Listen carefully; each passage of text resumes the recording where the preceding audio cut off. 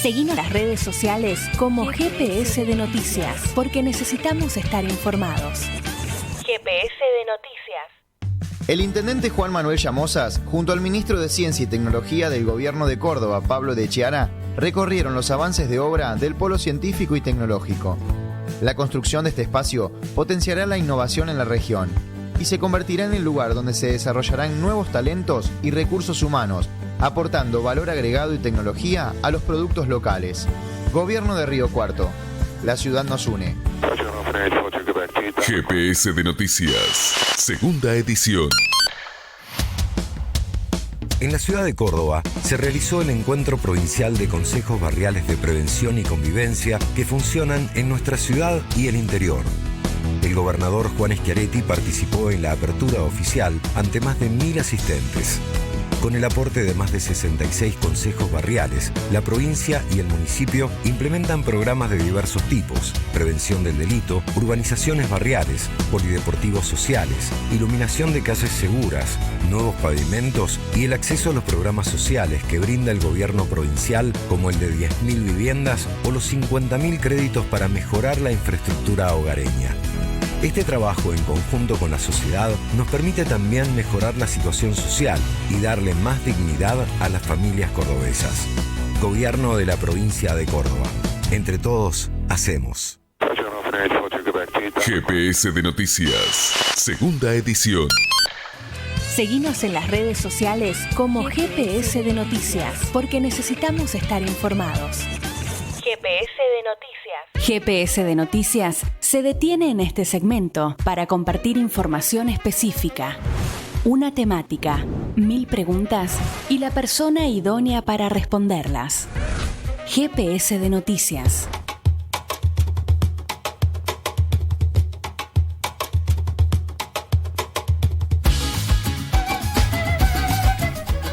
Continuamos con GPS de Noticias, segunda edición. 20 minutitos nos separan de las 7 de la tarde. Le vamos a dar la bienvenida a Lucía de Carlos, nuestra columnista de Ambiente y de Género.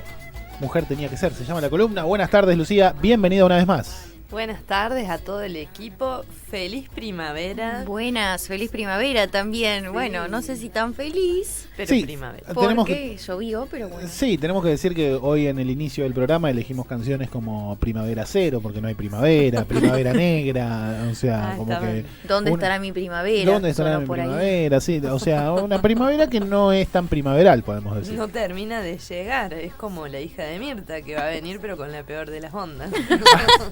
Así es. Ahora, vos, Lucía, ¿has vivido primaveras normalmente como esta? ¿Cómo recordás las primaveras de tu adolescencia? Bueno, mirá, yo me crié en el sur principalmente. Era todo helado.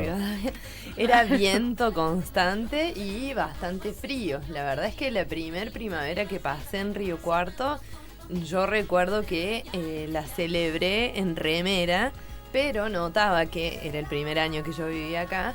El resto de la ciudadanía estaba un poco más abrigado, ¿no? Yo venía del frío total, cruel. Para vos estabas en verano, básicamente. Para mí era, imagínate, en Comodoro en aquel entonces. Ahora, bueno, cambió un poco con el cambio climático, lamentablemente. Pero si te tocaba 1 o 2 días de 27 grados en verano, eran los días de playa espectaculares.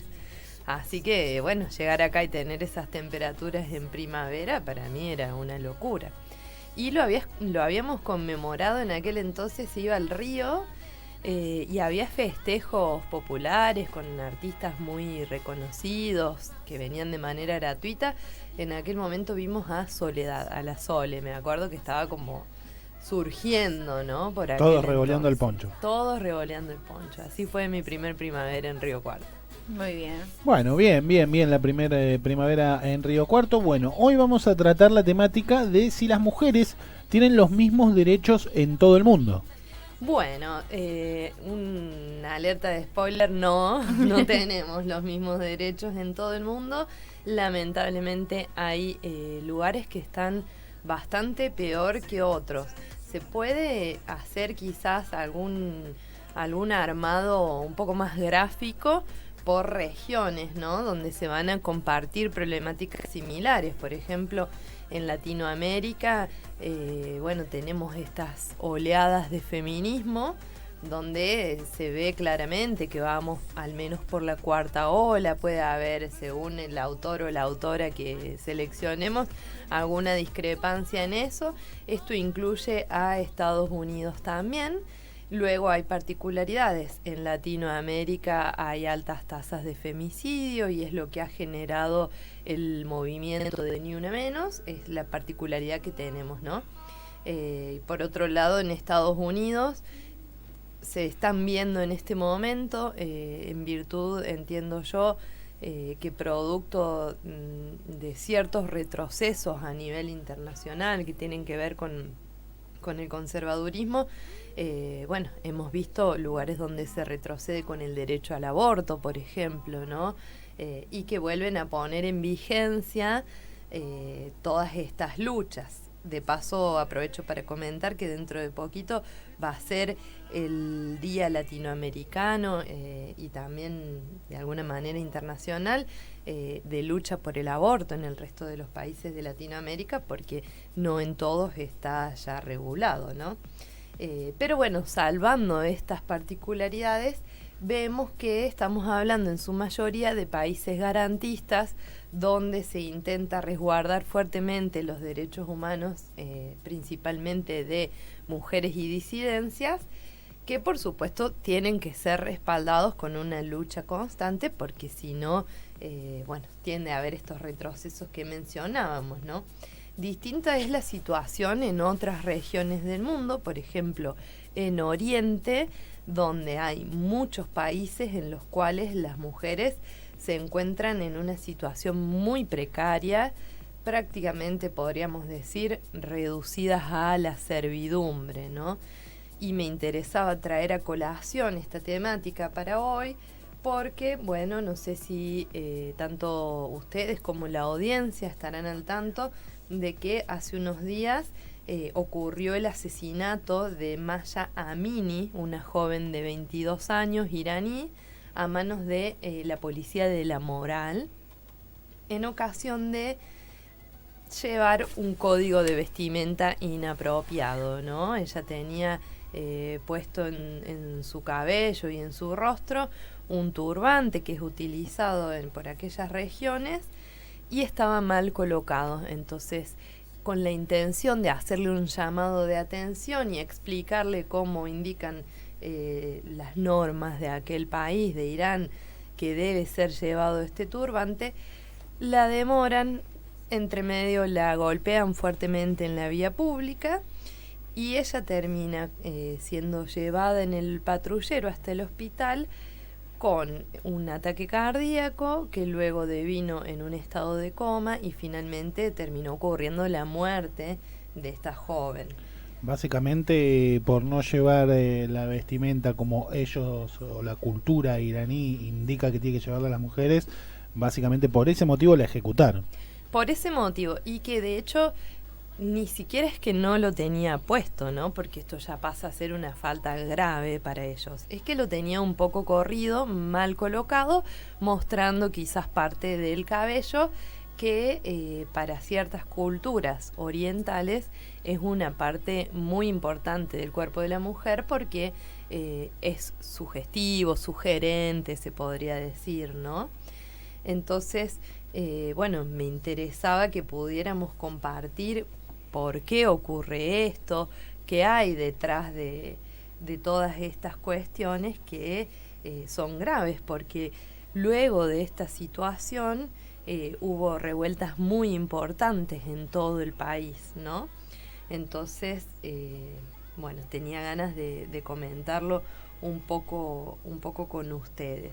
Lo que ocurrió es que hubo una revolución islámica en 1979 donde hubo un cambio en la legislación, ¿no? Y aquí lo que se hizo fue imponer que todas las mujeres de la región tenían que salir con un velo en la cabeza. Este velo, según el país que sea, va a tener un nombre diferente. En el caso de Irán se le llama hijab. También va a tener características diferentes. Puede ser desde algo que nos cubra levemente el cabello hasta cubrir el rostro, permitir que se vean solo los ojos, y puede tener distintos largos hasta tapar incluso la totalidad del cuerpo, ¿no? Esto también va a tener que ver con el nivel de conservadurismo de cada país, ¿no? Igual que increíble que en este siglo XXI, todavía siga habiendo este tipo de casos y que ningún organismo tampoco puede intervenir ante esto. Es difícil porque, bueno, tiene que ver con la legislación de cada país.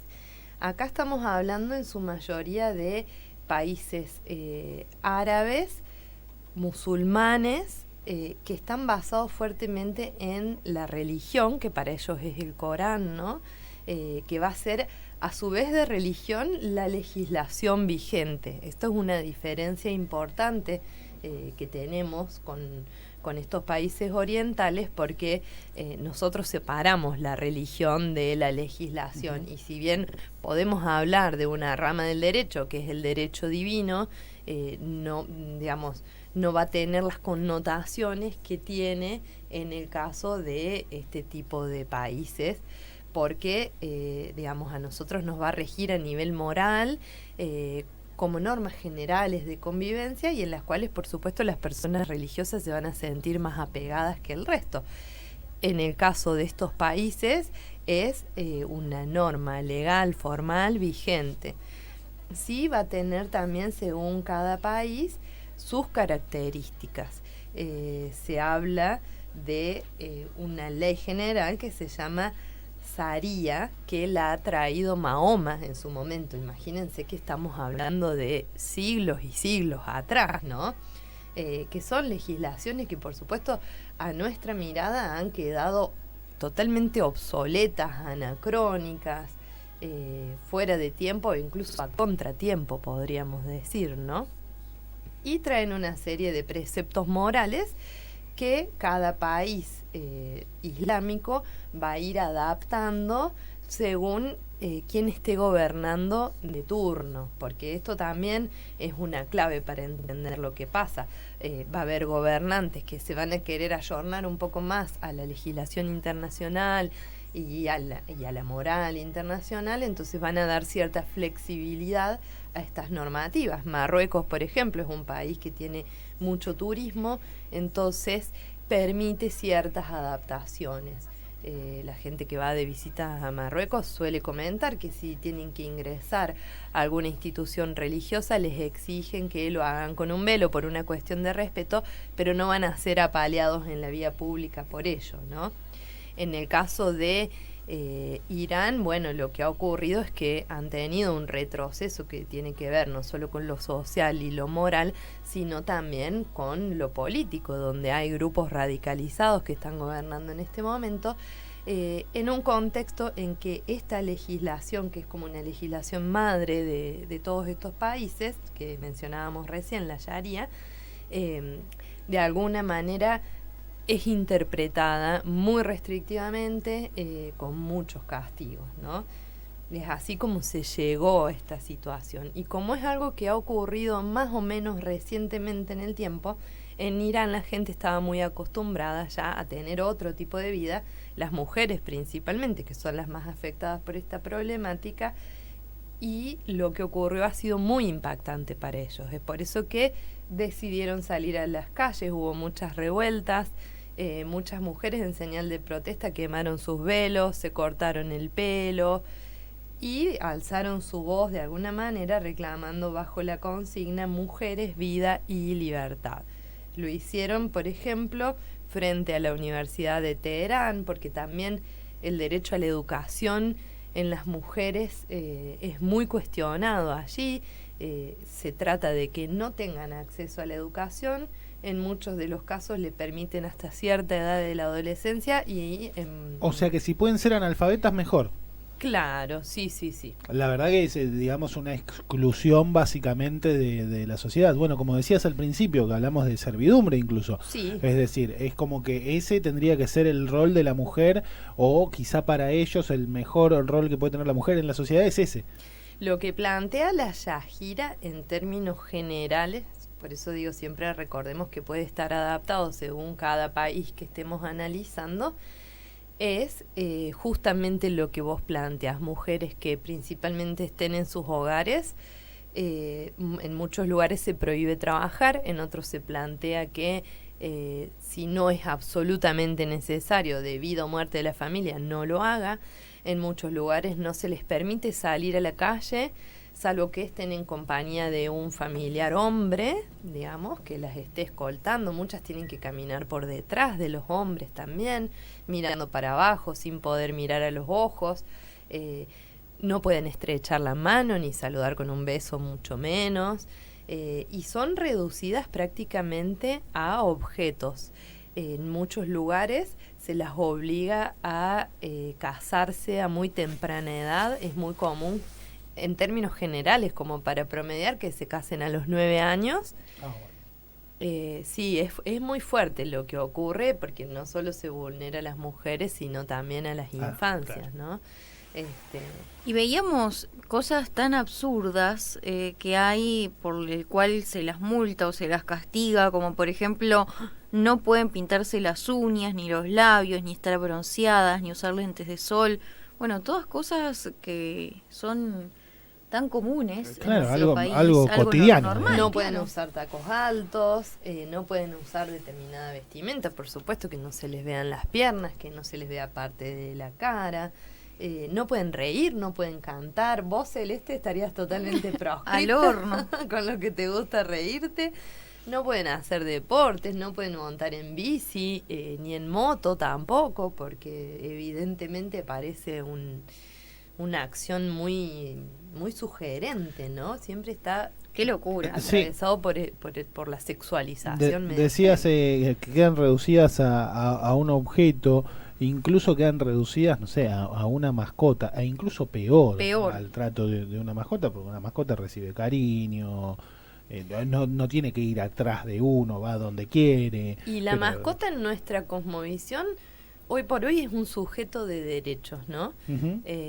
Incluso se lo resguarda muchísimo, ya se lo ha incorporado dentro de los resguardos vinculados a la violencia de género. Existen orden de restricción para mascotas, por ejemplo, ¿no? Sí.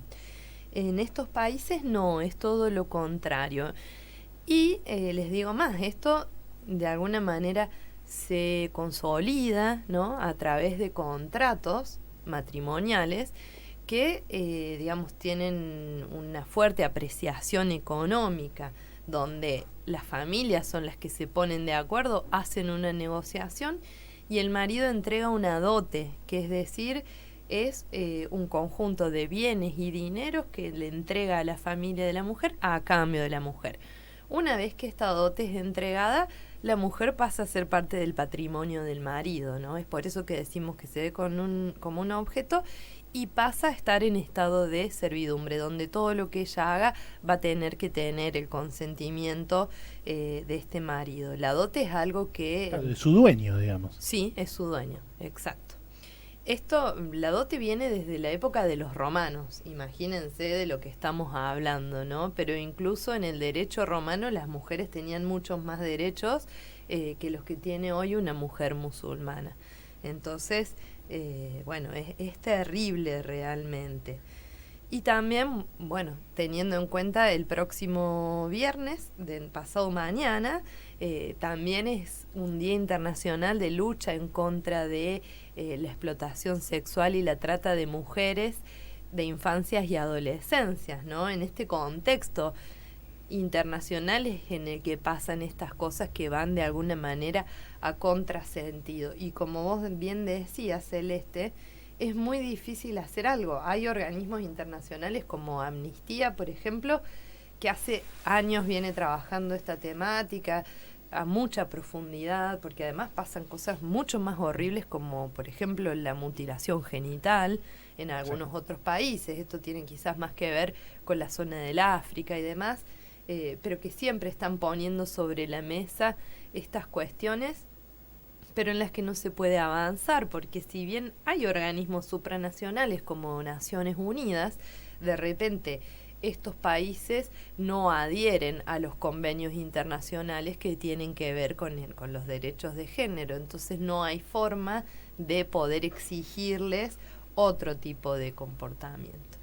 Entonces, bueno, pasa a ser necesidad de que a nivel global estemos visibilizando esto que está pasando a otras mujeres e infancias en otros lugares del mundo y ejerzamos cada uno desde nuestro lugar la presión suficiente para que bueno, esto cambie. Pero también es muy difícil porque ellos también lo hacen como una reacción al occidentalismo. Ellos ven que nuestra cultura, nuestra forma de vida y demás de alguna manera se impone por sobre sus costumbres y por sobre su moral y los contamina. Entonces genera como reacciones muy fuertes todo lo que pasa. Refuerzan lo suyo, digamos. Claro, y se termina haciendo como un círculo vicioso. Y gran parte de las luchas que se producen lamentablemente en Oriente tienen que ver con esto. Casi todos los grupos extremos, como por ejemplo el Estado Islámico, siempre plantean estas cuestiones de fondo. Esperemos que en algún momento se pueda terminar esto. La verdad que es una locura cómo se vive allí y las cosas que suceden. Así que sí, la verdad que es lamentable y vergonzoso. Nos gustaría quizás también poder profundizarlo un poquito más en alguna otra ocasión este tema, porque creo que da para hablar mucho y da para largo. Lucía, muchísimas gracias. Como siempre, nos reencontramos la próxima semana. Gracias. Gracias a ustedes también. Ahí le teníamos a Lucía de Carlos con su columna de género y ambiente, Mujer tenía que ser. Hoy nos habló del tema de las mujeres y sus derechos en el mundo. 102.9. Esto es GPS de Noticias, segunda edición.